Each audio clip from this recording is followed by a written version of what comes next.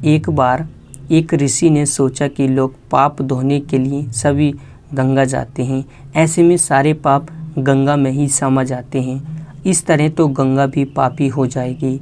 उस ऋषि ने यह जानने के लिए आखिर पाप जाता कहाँ है तपस्या करने के फलस्वरूप देवगण प्रकट हुए।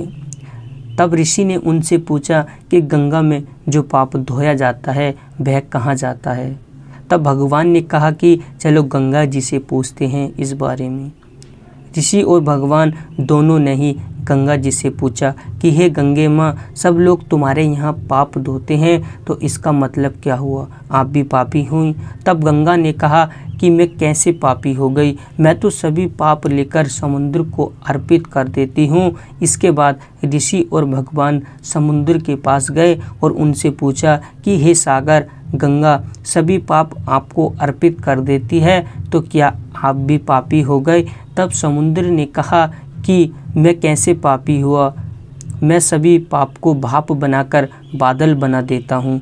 अब ऋषि और भगवान दोनों ही बादल के पास गए, उनसे पूछा कि हे बादल, समुद्र पापों को भाप बनाकर बादल बना देता है तो क्या आप पापी हुए।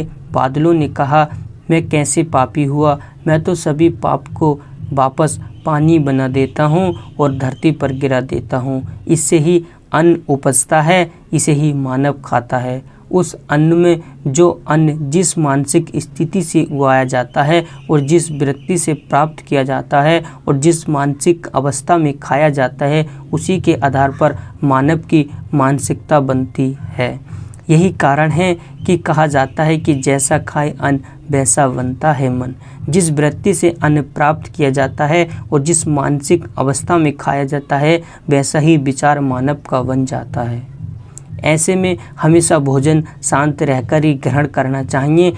अन्न जिस धन से खरीदा जाए वह धन भी श्रम का होना चाहिए।